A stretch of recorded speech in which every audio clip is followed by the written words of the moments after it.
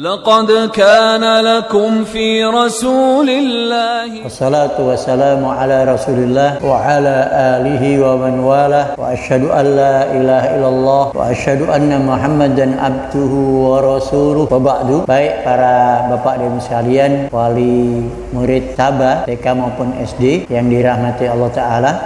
Alhamdulillah di kesempatan hari ini kita bisa temu dan bisa berkumpul untuk memberikan atau thalabul ilmi, untuk saling tawasau bil haq, tawasau bis sabr, saling kerjasama dalam mendidik anak-anak kita. Dan tak terasa sudah 1 semester, bahkan liburan pun sudah selesai. Tapi ada kebiasaan lain dari Al-Hikmah. Biasanya rapot itu malah belakangan, masuk baru dibagi rapot. Namun demikian, hasil belajar dari anak itu bukan semata-mata nilai, dan nilai rapot itu bukan juga menjadi ukuran utama dalam pendidikan.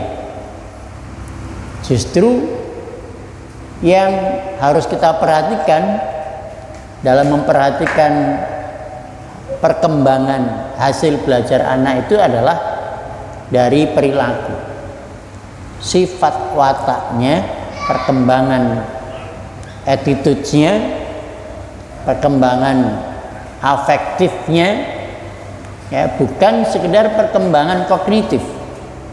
Kognitif itu kecerdasan, kemampuan membaca, menulis, menghafal, memahami. Itulah diukur dengan menjawab soal ujian. Gitu. Kognitif. Tapi afektif itu susah untuk diukur. Ya, afektif itu perkembangan perilaku, kedewasaannya, kemandiriannya, keramahannya. Itu susah untuk diukur. Maka biasanya afektifnya ini, attitude-nya ini malah nggak terukur, nggak disampaikan dalam bentuk rapor. Ya. Kalau TK mungkin ada deskripsi. Deskripsi menggambarkan perilaku anak kesehariannya ketika di sekolah. Ya. Tapi nggak bisa untuk memberikan nilai secara pasti tentang akhlak anak itu, perkembangan anak itu. Oleh karena itu justru malah yang langsung merasakan itu adalah orang tua. Orang tua langsung melihat, merasakan perkembangan perubahan perilaku pada anaknya. Setelah disaba 6 bulan, 1 semester, perubahan apa yang ada pada anak kita. Ya. Itu malah dirasakan langsung oleh orang tua.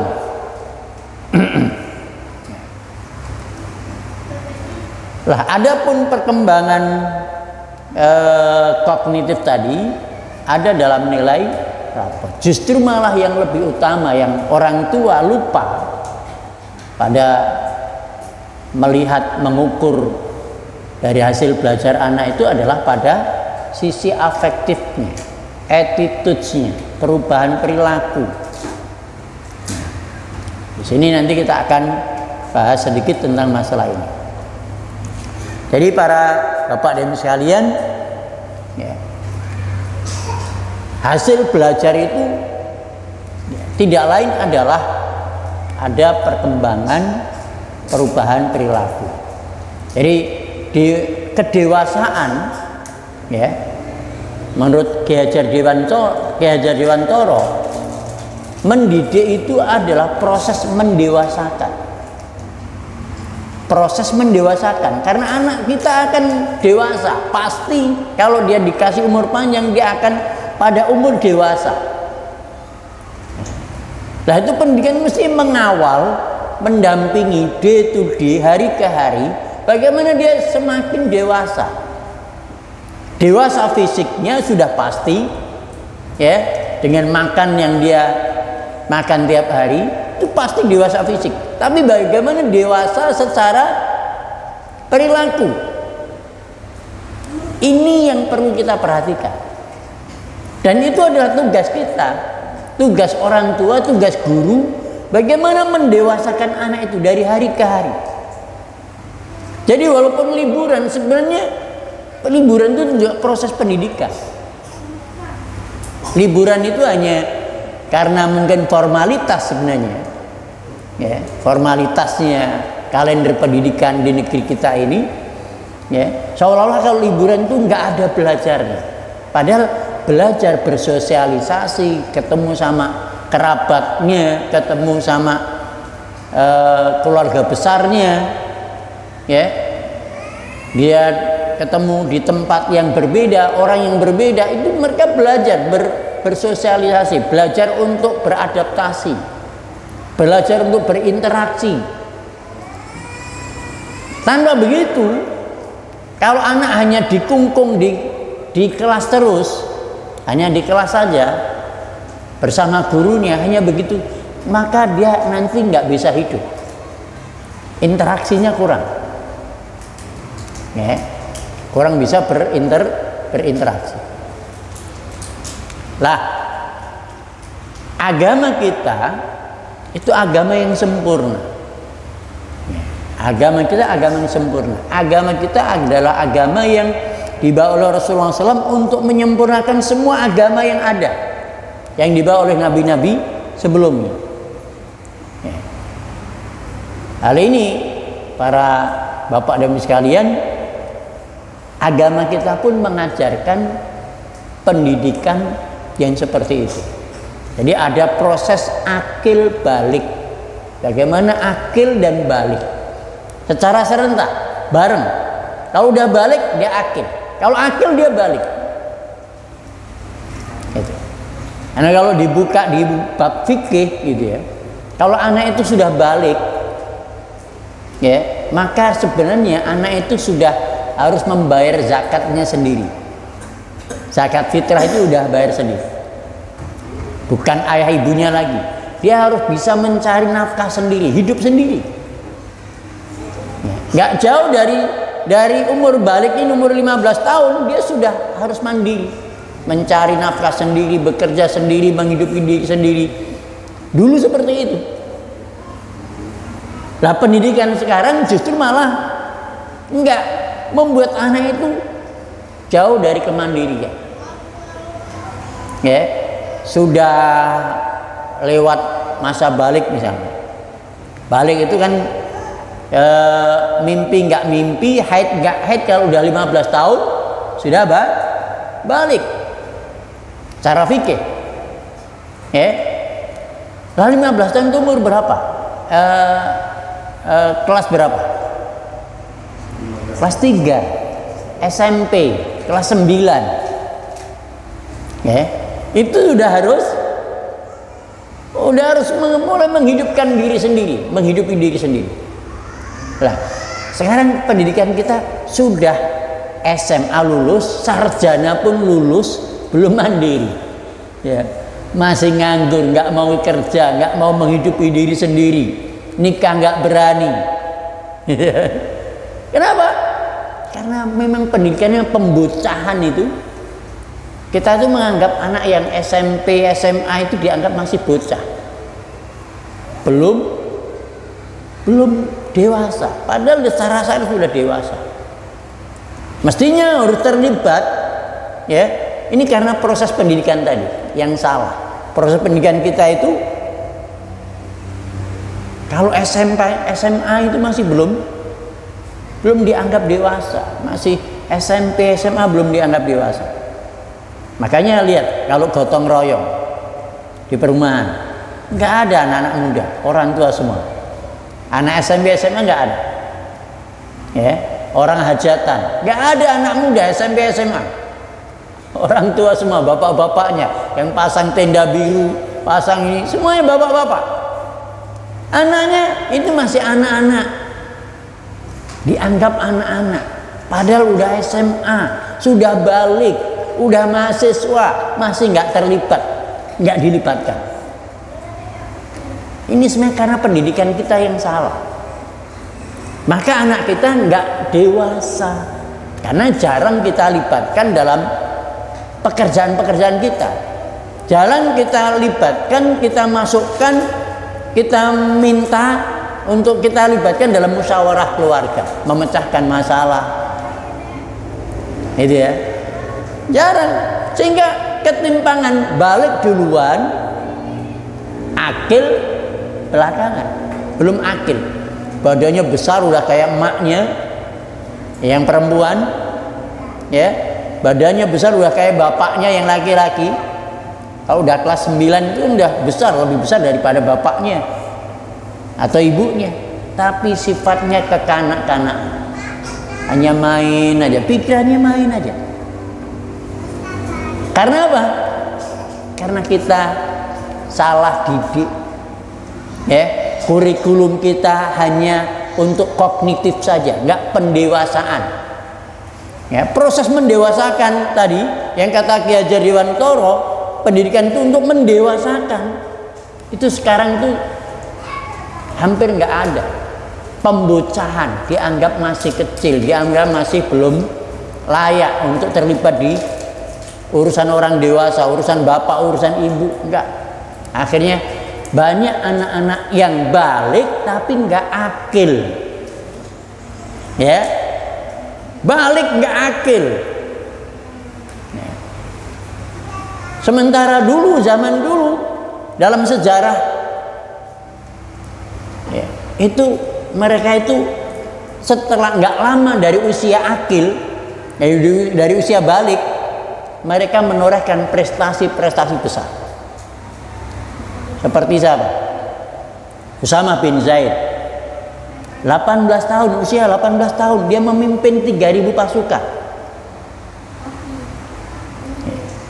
Imam Syafi'i usia 15 tahun sudah mulai diberikan hak oleh para ulama sebagai dia boleh berfatwa.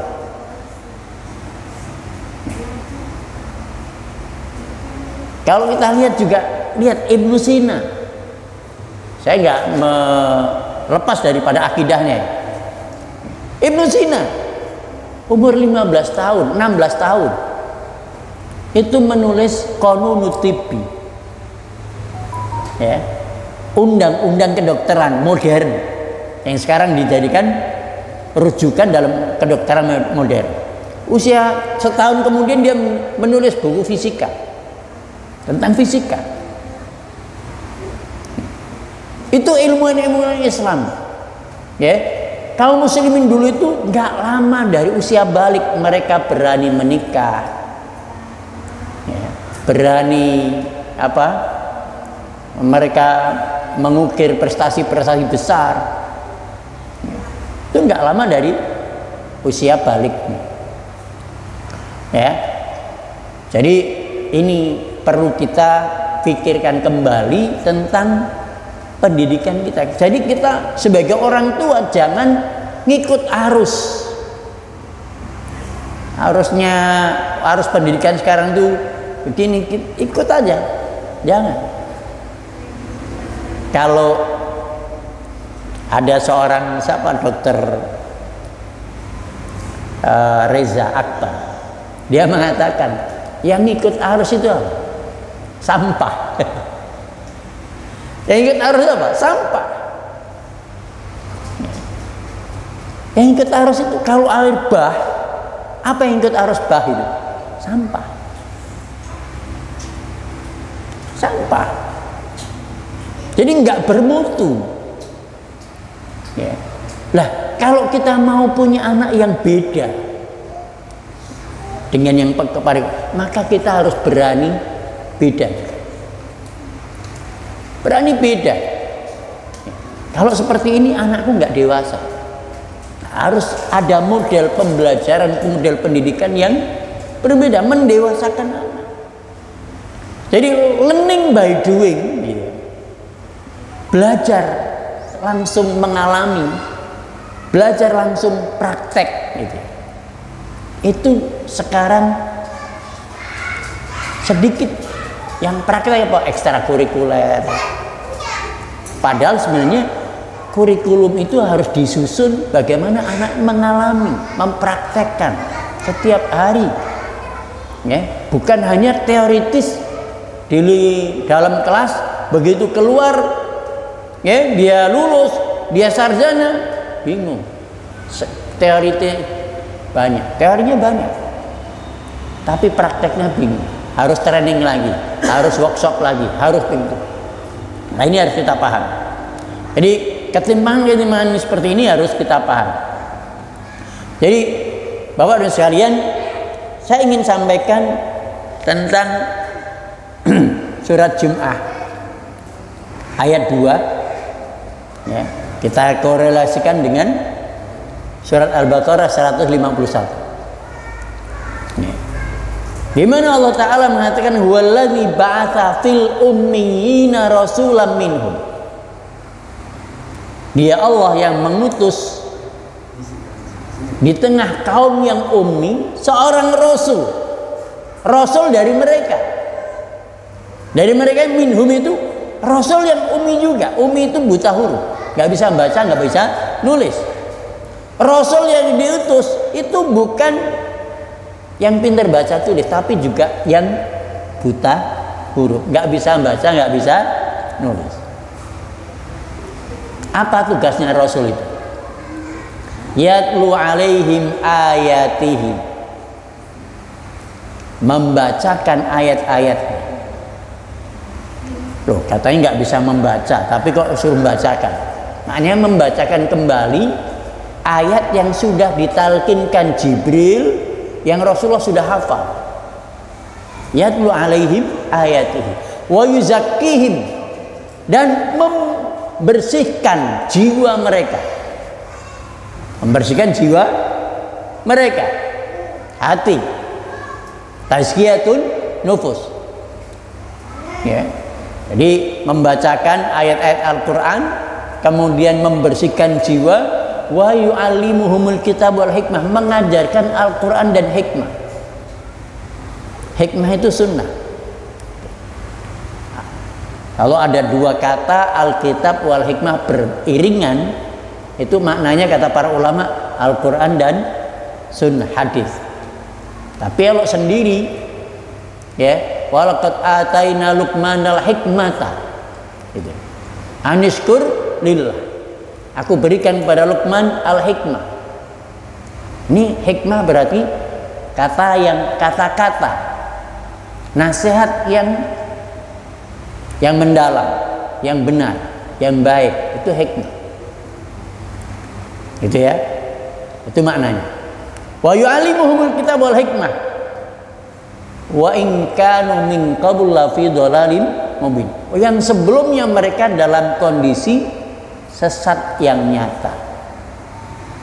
Di surat Jum'ah ayat 2. Yang menarik di sini para bapak dan sekalian, di sini adalah Allah itu mengutus Rasul itu sebagai pendidik umat.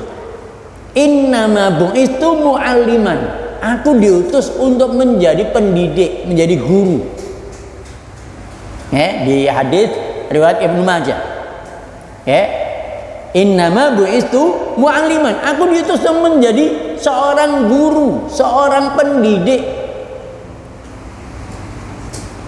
Yang menjadi pertanyaan, kenapa pendidik itu yang dipilih adalah yang nggak bisa baca nulis?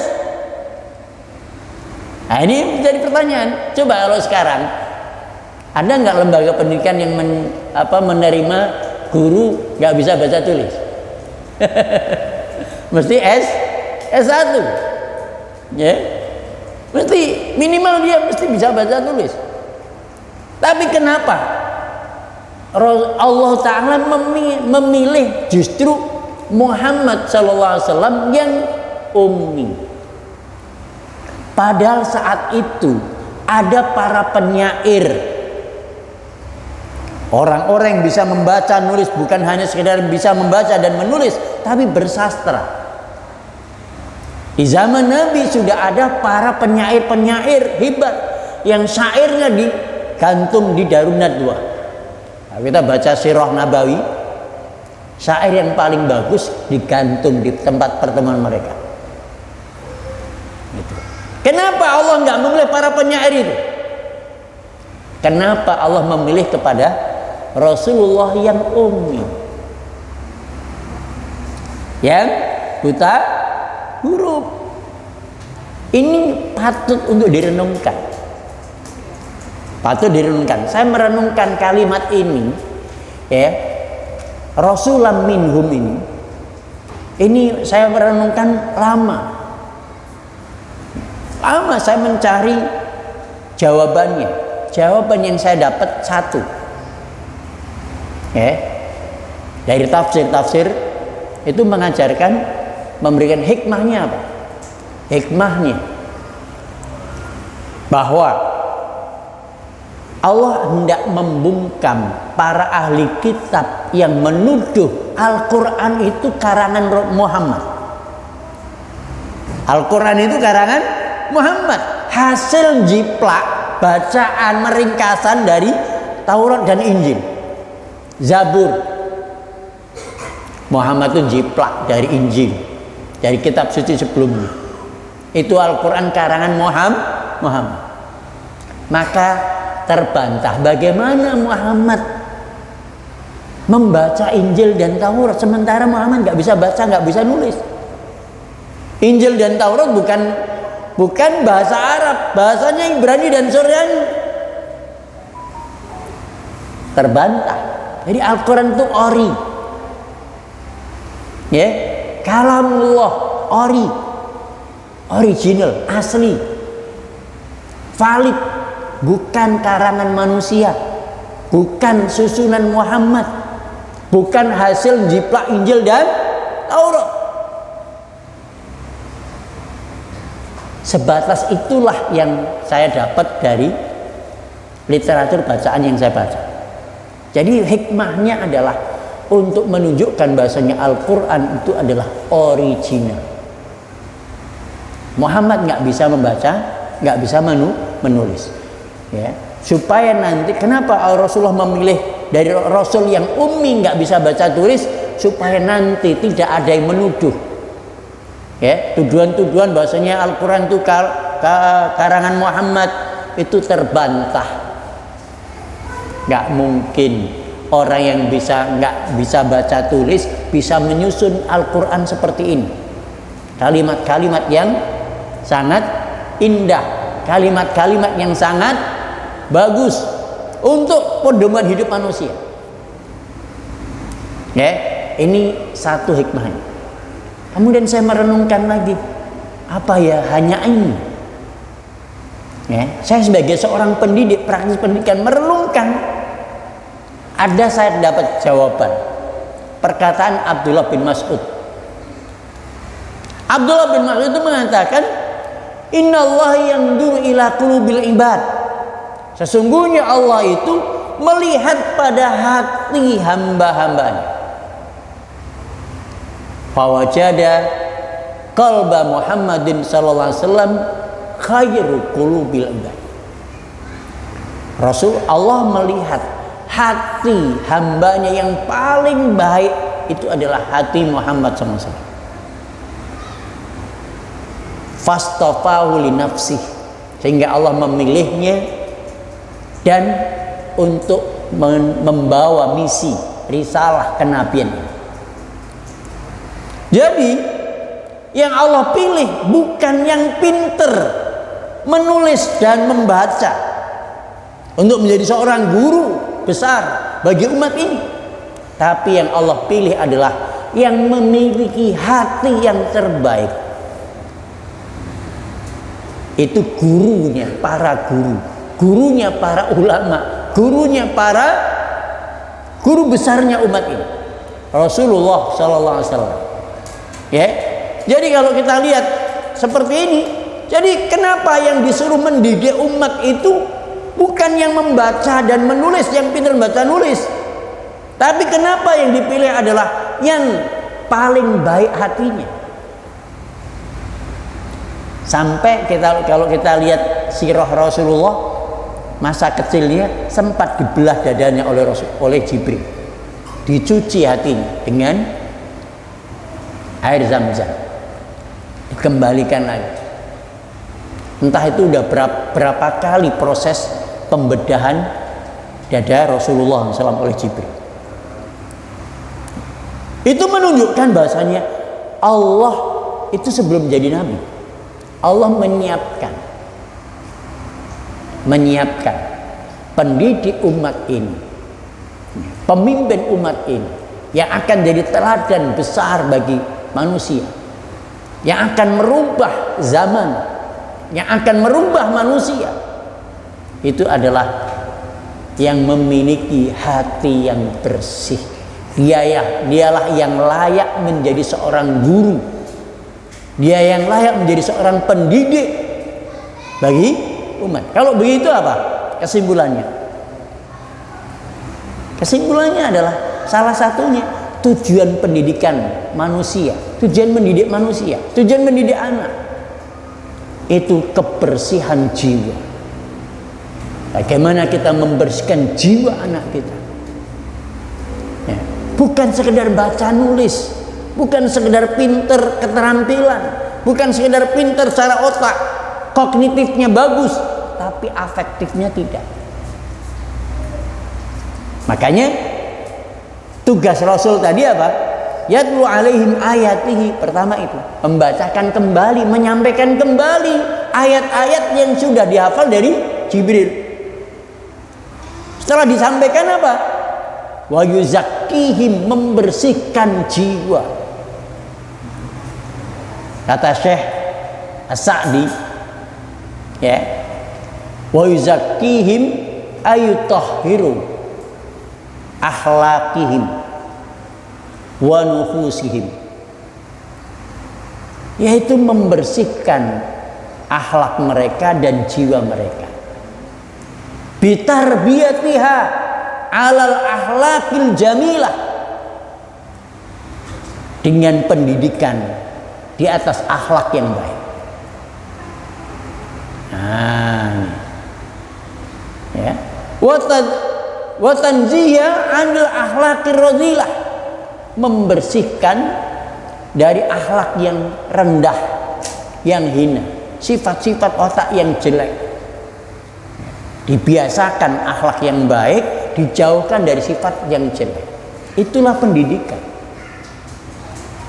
Itu pendidikan. Ya. Wa dzalika katazkiyatikum minasyirki ila tauhid. Yang demikian itu seperti membersihkan jiwa manusia dari syirik menuju kepada tauhid. Ya, dididik, diajari, dikenalkan Allah. Ya, jauhkan dari syirik, kemudian diajari tauhid. Ya, wa minar riya ila ikhlas, dari riya kepada ikhlas. Wa minal kadzib ila sidqi, bohong, dusta kepada kejujuran. Wa minal khiyanah ilal amanah, dari khianat ke sifat amanah. Wa minal kibri ila tawadhu, dari sombong kepada tawadhu. Wa min su'il khuluq ila husnil khuluq, dari akhlak yang buruk ke akhlak yang baik. Itu tazkiyatun nufus. Ya. Nah, ini yang harus kita pahami adalah wa yuzakkihim, pembersihan jiwa ini. Inilah proses adab, proses mengakhlakkan, mengadabkan, itu dari sini. Jadi ada anak-anak kita, ya, kalau mungkin dari anak kita dia pelit, nggak mau berbagi, egonya masih kuat, itu bukan jangan dibiarkan, harus diajari. Ya, ini berarti sifat bakhilnya masih kuat. Ya. Ini bakhil, nggak mau berbagi, nggak mau kongsi mainannya, minjami kawan sepedanya. Ini kan bakhil. Bagaimana sifat bakhil pada anak kita itu tergerus? Itu ya. Maka diajari berbagi agar dia terbiasa berbagi. Praktek. Maka di sini kadang Masya Allah udah ada prakteknya. Ada siapa yang besok berbagi, ya, yang lain nggak usah bawa bekal. Ada yang udah berbagi, Masya Allah, itulah cara biar anaknya sendiri yang membagi temannya. Masya Allah. Cara berbagi menghilangkan sifat bakhil dalam dirinya, egonya mulai tergerus. Biasakan melayani. Kalau melayani itu dibiasakan untuk melayani. Kalau ada tamu, Bapak dan Ibu sekalian, ada tamu, biarkan anak. Ayo, siapa yang mau melayani tamu ayah hari ini? Bikinkan teh, ya, mengeluarkan minum air gelas, ya, mengeluarkan kuenya. Siapa yang biarkan anak kita. Sehingga kalau melayani itu apa? Itu Masya Allah, ya, kalau udah terbiasa melayani, di situ ada sifat tawadu, menghilangkan takabur, sombong. Nggak mau, orang yang nggak mau melayani kan sombong. Aku lebih pinter kok, aku lebih kaya kok, aku lebih ganteng, aku lebih semuanya. Nggak mau melayani. Hanya orang yang tawadu yang mau melayani. Itu. Lah inilah pendidikan.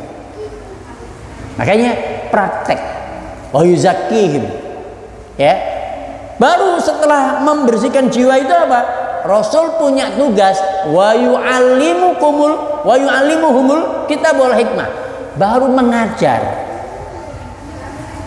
Al-Qur'an dan hadis. Mana yang prosesnya tadi yang didahulukan? Tazkiyatun nufus. Lebih didahulukan daripada pengajaran, ngisi otak. Ya.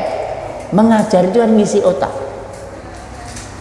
Ya, tapi pembersihan jiwa lebih didahulukan. Hatinya yang dibersihkan dulu, baru diisi. Ibaratnya kalau gelas ini, ya, kalau kosong dalam kondisi bersih, tinggal diisi. Diisi apa aja akan enak. Diisi air, jadi air yang segar diminum. Susu enak diminum. Tapi kalau kotor, gelasnya kotor, isi apa aja akan kotor, rusak. Apalagi bekas baygon misalnya, diisi susunya rusak, nggak ada yang mau minum. Diisi madu, madunya rusak, nggak ada yang mau minum. Apa aja rusak. Makanya ibaratnya juga banyak orang yang punya sifat watak jelek, hatinya rusak, rakus, khianat, suka bohong, ya, pembohong, khianat dan seterusnya, ya, pemalas, ya. Sifatnya jelek, sombong. Begitu dia memiliki ilmunya rusak, hanya merusak. Maka ada istilah ulama su. Ilmu agama itu kan kayak susu atau madu. Tapi kalau hatinya kotor, jiwanya rusak, ilmu agama tadi jadi rusak. Ya, muncullah akhirnya dia menjual ayat, menjual hadis untuk kepentingan nafsunya. Ya, kepentingan nafsunya udah dominan tadi. Maka tazkiyatun nufus mendidik dengan pembentukan akhlak, sifat watak itu lebih didahulukan daripada ilmu. Maka ini para ulama menyebutkan al-ilmu al-adab qabla al-ilm. Dari hadis dari surat Jum'ah ini. Ya, tazkiyatun nufus dulu baru mengajarkan. Nabi baru suruh mengajarkan wa yu'allimuhumul kitab wal hikmah. Dari tazkiyatun nufus dulu baru. Maka jangan Bapak dan sekalian, jangan pengen memiliki anak cepat pinter, tapi pengenlah punya anak yang baik akhlaknya, cepat baik akhlaknya. Itu yang kita gesa. Bagaimana kita menggesa, mendahulukan bagaimana anakku baik akhlaknya, sifat wataknya. Gak apa-apa kurang kemampuan kognitifnya, kurang membacanya, kurang berhitungnya, ya. kurang hafalannya, nggak ada masalah. Nggak ada masalah. Tutup aja dulu. Ya, belum bisa baca, belum bisa berhitung, tapi akhlak yang harus kita dahulukan. Kenapa? Karena ini adalah titik tolak dasar-dasar dalam pendidikan, dasar dalam kehidupan anak-anak kita. Ya, nantinya ya ada banyak kok. Anak kita kurang apa misalnya? Maksud nanti umur 9 tahun nggak bisa diajarin baca nulis? Bisa insya Allah. Bisa main baca nulis dengan lancar insya Allah sama. Ada satu penelitian, ada seorang anak umur 4 tahun udah bisa baca tulis. Yang satu lagi baru 7 tahun baru bisa baca tulis. Selisihnya berapa tahun? 3 tahun. Yang satu 4 tahun sudah baca tulis sudah lancar, yang satu baru 7 tahun. Berarti sebelumnya umur 4 tahun belum bisa diajari, 5 tahun belum bisa, 6 tahun belum bisa, 7 tahun baru mau belajar. Ya, perjalanan waktu setelah umur 9 tahun itu sama. Setelah yang 7 tahun tadi, 2 tahun kemudian dia setelah bisa baca tulis sama, punya kemampuan yang 4 tahun udah mulai bisa baca tulis. Jadi 4 ke 9 itu 5 tahun, dia tadi cuma 2 tahun. Loh 4 tahun dia jadi baca tulis, suruh membaca apa kira-kira? Baca Quran. Informasi Quran kira-kira apa manfaatnya untuk anak kita baca Quran? Ya ada. Ya, nggak ada. 4 tahun itu masih biar dia bebas untuk bersosialisasi, bebas untuk bermain. Kesempatan bermainnya itulah kesempatan yang emas. Mereka mendapatkan kesempatan untuk bermain dengan leluasa, puas di situ. Kira-kira itu. Jadi insya Allah nggak ada masalah. Jadi anak-anak kita kalau ada perkembangan anak kita kognisinya kurang, belum bisa baca, belum bisa menulis, hafalannya sedikit, jangan kecil hati para bapak dan sekalian. Jangan kecil hati. Nanti umur 7 tahun insya Allah dia akan mudah, akan mau diajari. Udah bisa baca tulis insya Allah nanti akan mudah. Ya, insya Allah guru-guru kita juga paham. Ini anak masih belum, nggak apa-apa, nggak dipaksa, nggak dimarah, nggak dihukum. Ya, nggak dihukum dimarah tiap hari. Nggak, insya Allah guru-guru kita akan bijak melihat seperti ini. Insya Allah. Ada satu hal lagi Pak sekalian. Untuk pinter itu gampang. Untuk pinter itu gampang, semua ada kursusnya. Ya kan? Pinter komputer, untuk pinter komputer kira-kira berapa lama? Pinter IT berapa lama? Pinter bahasa Inggris berapa lama? Setahun 2 tahun kursus bisa selesai pinter. Tapi pembentukan akhlak, tazkiyatun nufus itu butuh proses yang lama. Ya, cobalah merubah anak kita yang awalnya cuek supaya dia ramah sama teman, sama tetangga. Lama atau sebentar? Lama. Ya, cobalah nak, kamu harus menyapa tetangga yang kamu lewati kalau ke masjid. Semuanya, ayah, ibu, bapak-bapak, ibu-ibu, abang-abang, kakak-kakak, sapa semuanya. Lama nggak? Berat. Tapi itu sebenarnya karakter. Itulah membentuk karakter itu lama. Itu perlu dukungan dari orang tua. Ya. Para guru, orang tua kalau kerjasama dengan baik, anak-anak yang masih polos ini nggak akan kemana, pasti akan ngikut. Oh, pesan ayah sama dengan ustadz, pesan ibu sama dengan ustazah, sama antar di rumah dengan yang di sekolah. Suruh jaga sholat, waktunya sholat, selalu ada pesan begitu. Ya, suruh ramah, senyum, salam, sapa, ada pesan begitu. Suruh berbagi, sama. Maka di sini ya tentang kerjasama orang tua dengan guru itu sangat penting. Sering saya umpamakan orang tua sama guru itu harus seperti suami dan istri dalam mendidik anak.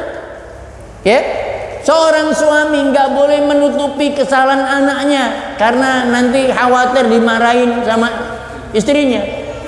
Waduh, kalau ketahuan sama istriku, anakku dihukum ini nanti, hancur nanti. Atau kebalikannya, kalau ketahuan sama suamiku, anakku dihukum, dipukul, hancur nanti. Ini ditutupi, selalu yang ceritakan baik-baik terus. Satu ini akan jadi bom waktu. Ya, sifat buruk yang ditutup-tutupi akan jadi bom waktu. Pada akhirnya akan ketahuan. Ya, akan ketahuan. Akhirnya disitulah tidak ada keberhasilan. Tapi kalau terbuka, orang tua dengan guru, ya, suami dan istri saling komunikasi, ya, saling komunikasi. Ustadz, anak saya kalau di rumah itu masih susah untuk dibangunin, Ustaz. Masih susah untuk disuruh sholat. Mohon untuk dinasihati. Ini terbuka, orang tuanya nggak malu menyampaikan anaknya yang di rumah seperti itu. Nggak malu, jangan malu. Demikian suami istri tadi. Ya, ini anak kita kalau di rumah itu kalau nggak ada ayah, malesnya minta ampun. Ya, susah disuruh ke masjid. Dia rajin kalau ada ayah aja. Harus sampaikan kepada ayah. Ya. Lah, suami istri itu harus saling terbuka tentang anak. Barangkali ketika ibunya nggak bisa ngatasi, sama ayahnya dia bisa teratasi. Atau kebalikannya, sama ayah nggak bisa ngatasi, sama ibunya bisa ngatasi. Barangkali orang tua nggak bisa ngatasi anaknya di rumah, tapi bisa dipesan, kasih pesan sama gurunya, dia nurut.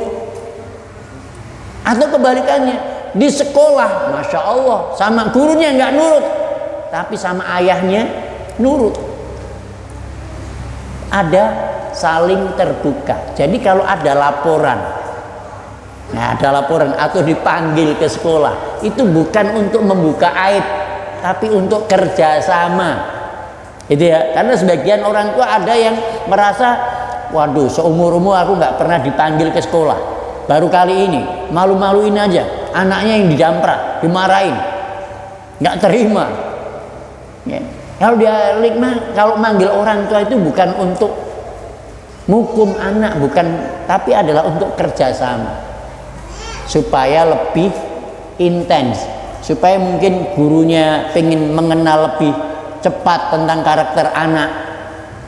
Barangkali dengan masukan dari ayahnya, dari ibunya tentang karakter anaknya akan lebih mudah untuk cepat mengatasi itu. Jadi kerjasama ini sangat penting. Jadi ya nggak mungkin sebuah lembaga sekolah itu berhasil mendidik anak tanpa ada peran dari orang tua. Jadi harus ada sinergi orang tua dengan anak, orang tua dengan guru, ya. Masya Allah, saya melihat di Sabah ini luar biasa, terutama grup SD. Grup SD itu guru dengan orang tua, Masya Allah, saling mengisi seperti keluarga sendiri. Keterbukaan kekeluargaan itu, Masya Allah. Nah, ini dilanjutkan, ya, dipupuk. Ya, TK yang masih grupnya masih sepi, sering sepi itu. Nah, ini coba yang grup TK itu coba saling merespon, ya, saling merespon. Mungkin harus ada yang mengawali untuk membuka komunikasi dan terusnya supaya ada keterbukaan, kekeluargaan, kebersamaan ya dalam hubungan antara guru dengan orang tua. Ini yang kita bangun supaya kita lebih mudah ya, mendapatkan hasil yang lebih maksimal dalam mendidik anak-anak kita. Ya. Jadi di sini tadi ada tugas Nabi dan Rasul, ya, goal pendidikan, ya, sudah kita pahami.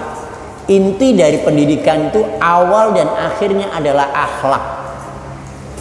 Ya, di awal dari tazkiyatun nufus, terus sampai kapan pembersihan jiwa? Sampai kita mati. Kita ini sampai udah tua seperti ini, udah selesai belum? Belum. Masih ada sifat amarahnya, masih ada sifat tamaknya, masih ada sifat riaknya, masih banyak. Ini yang selalu sampai kapan? Sampai kita mati. Karena ilmu agama itu untuk merubah. Kita belajar agama itu untuk merubah. Merubah apa? Merubah akhlak kita, merubah jiwa kita, membersihkan jiwa. Pada akhirnya menjadi sosok yang makin baik, makin suci jiwanya. Sehingga ketika kita menghadap pada Allah Ta'ala, ya, menjadi hamba yang selamat. Yauma la yanfa'u malun wala banun. Di hari gak ada manfaatnya harta dan anak-anak. Illa man atallahu biqalbin salim, kecuali yang datang kepada Allah dengan hati yang selamat, hati yang bersih. Ya, semakin bersih hati kita, semakin selamat kita. Ya, demikian juga dalam hidup, semakin bersih jiwa kita, semakin tenang, tenteram, bahagia, damai, semakin jauh daripada tazkiyatun nufus. Ya, hati masih banyak dengan penyakit-penyakit hati, semakin jauh dari ketenteraman, jauh dari kebahagiaan, jauh dari kedamaian. Ya, maka perlu kita membuang sifat-sifat buruk kayak tadi. Tamak diganti dengan qanaah, ya, kufur jadi syukur, nikmat, ya, dan seterusnya. Itu adalah bagian daripada proses pendidikan di dalam Islam.